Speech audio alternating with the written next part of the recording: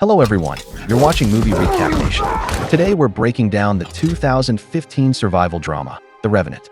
The story begins in the early 19th century in the Missouri River Valley, where a group of 45 trappers led by Captain Andrew Henry is preparing to transport their pelts to Fort Kiowa, hoping for a massive profit. The hunters are led by an experienced tracker, Hugh Glass, who knows these places well, and who is also teaching the hunting trade to his son, Hawk, whose mother comes from a Native American tribe. Suddenly, the hunters begin to be fired upon with bows by Native Americans from the Arikara tribe, who clearly outnumber the hunters. The bewildered hunters find themselves trapped, surrounded on all sides by the Native Americans, and die one after another. Only a few survivors, including Glass and Hawk, manage to reach the boat and quickly cast off from the dangerous place. Meanwhile, the victors take everything valuable from their camp and scalp the still-living hunters. It turns out that Europeans kidnapped Powaka, the daughter of the Native American chief, who are now searching for her through the local woods and taking revenge on the foreigners for their meanness. As a result, out of 45 hunters, only 10 survive. Glass is sure that an ambush by the Native Americans awaits them downstream. Therefore, he suggests abandoning the boat and reaching the fort on foot. John Fitzgerald yells that this is a very stupid idea, as because of this they will be traveling to the place through dangerous woods for 10 days longer.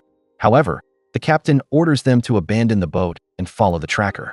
The vile John immediately harbors anger against Glass and repeatedly insults the man and his son, and the tracker does not respond to the insolent man so as not to escalate the conflict. The hunters send the empty boat downstream, which, as Glass said, is intercepted and looted by the Native Americans. The hunters carry heavy pelts. Under the pouring rain for several hours, and completely exhausted, they decide to make camp. Nevertheless, Glass inspects the surroundings in search of a potential threat. The tracker notices several bear cubs when suddenly a huge female bear attacks him from behind. The animal delivers several powerful blows to the man, after which it returns to the cubs. Assuming the man is dead, Glass barely manages to reach his rifle and shoot it in the face. The bear returns to the noise. The man, having withstood the second attack of the monster, again pretends to be dead, snatches a large knife, and plunges the blade into the bear's body several times.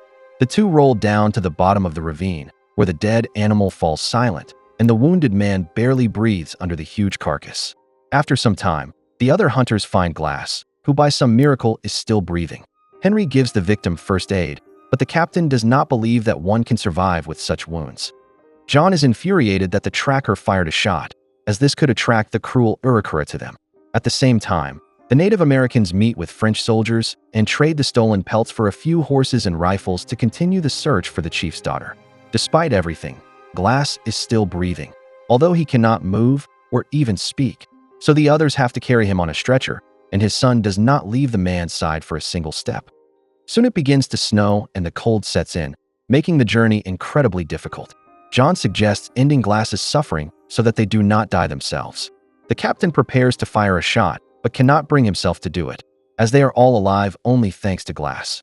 Then Henry leaves 3 men next to the tracker so they can wait for the man to die and then catch up with the others. Hawk and Jim volunteer and refuse additional payment, so John agrees to stay next to the dying man for triple the reward. Glass recalls the happy moments spent next to his wife and son. However, on one dark day, foreigners burst into their settlements, in cold blood killed the man's wife, and left a severe burn on his son's face. The vile John waits for Hawk and Jim to leave for water, and in private persuades Glass to finally pass away and give his son a chance at salvation.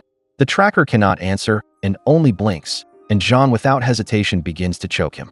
Suddenly Hawk appears, who pushes the villain away from his dad and calls Jim for help, but he does not hear him. John grabs the boy, pins him to a tree, and instantly kills him by plunging a knife into his stomach, while Glass watches this in horror. Unable to do anything, John hides Hawk's body, and when Jim returns, the man claims that he doesn't know where the kid disappeared to. Early in the morning, John wakes Jim up and says that he just saw 20 Native Americans not far from their pass, so they need to flee from here urgently. Jim does not want to leave the dying Glass, but understands that they have no choice. John drags the tracker's body into a recently dug pit, covers it with dirt on top, and runs away.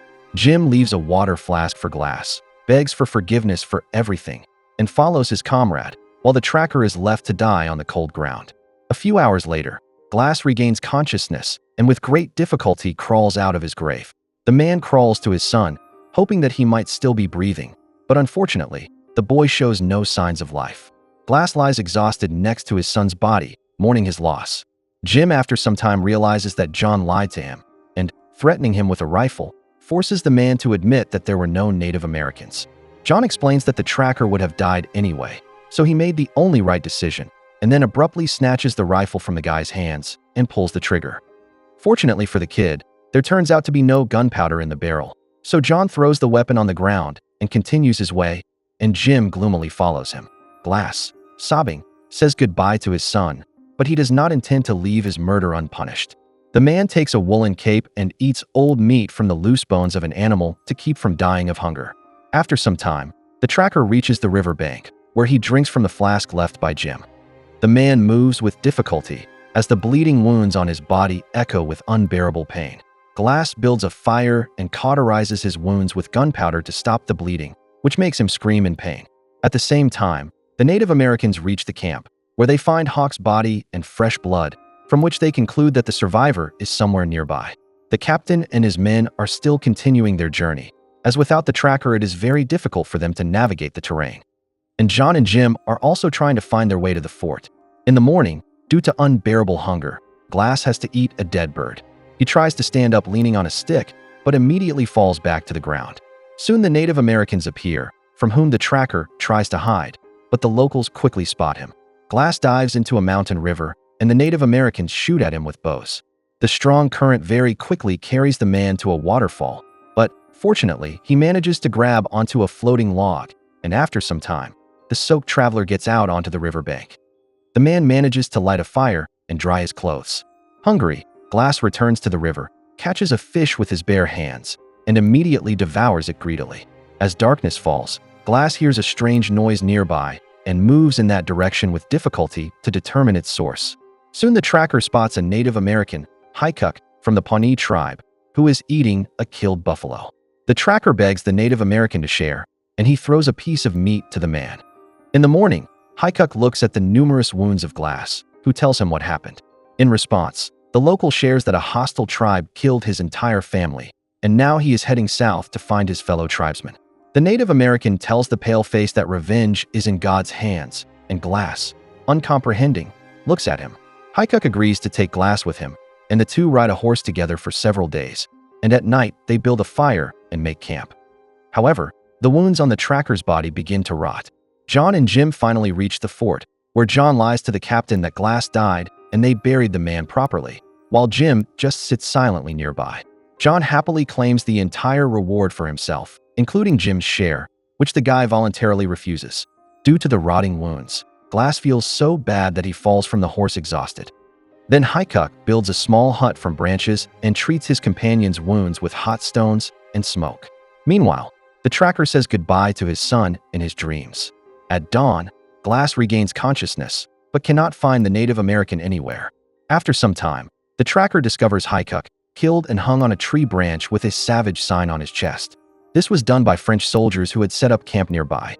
A few days prior, the French had kidnapped Pawaka, the daughter of the Iroquois tribe's chief, and were taking turns raping the poor girl. Glass sneaks up on a Frenchman who is about to dirtily use the girl. He grabs the man's pistol from the ground and frees Pawaka. The tracker prepares to steal the Frenchman's horse and calls the captive to come with him. However, the girl instead kills the rapist with his own knife and disappears into the woods. Glass unties all the horses to slow down the pursuers. He climbs onto one of the horses and rides away from the dangerous place, dropping Jim's flask on the ground in the process. The French do not manage to stop their horses, which gives the tracker a chance to escape. However, after some time, the Native Americans spot Glass, who tries to slip away from them on a horse, but falls off a cliff in the process. Tree branches soften the fall, and the man survives, while the horse dies instantly. As night falls, it rapidly gets colder, so the tracker slices open the horse's belly, pulls out the intestines, and spends the night completely naked inside the animal's body. At dawn, Glass continues his journey, obsessed with only one thought: to find and punish his son's killer. At the same time, a wounded Frenchman appears at the gates of Fort Kiowa, telling that all his comrades were killed by Native Americans who suddenly attacked their camp. Seeing Jim's flask with the French, the captain decides that only Hawk could have dropped it, since everyone is sure of Glass's death. Henry immediately sends a search party to the place where the Frenchman found the flask, and John realizes that if the captain finds out the truth, he will shoot him for the committed crime. After some time, the captain and his men find a tired and freezing Glass in the woods not far from the fort. Returning to the fort, Henry intends to punish the killer. However, John has already managed to clean out the captain's safe and disappear in an unknown direction. The doctor treats the tracker's wounds, but he doesn't care about his own life. The man wants only one thing: to get to his son's killer. The captain agrees to go searching for John together with Glass, and soon the two leave the fort's territory on horses. Glass is sure that the killer could not have gone far, as he does not know the area too well. Glass and Henry split up to finish the search faster.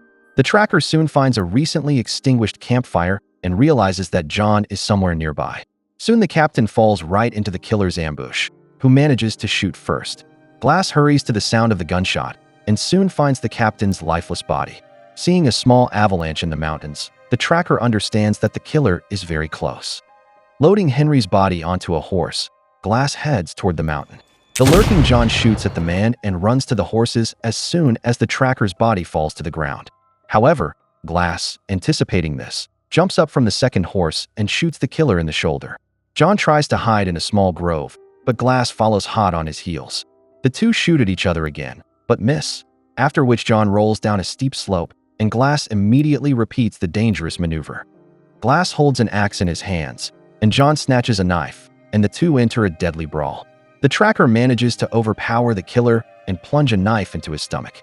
The opponents inflict a few more serious wounds on each other, after which Glass gets the opportunity to strangle the villain.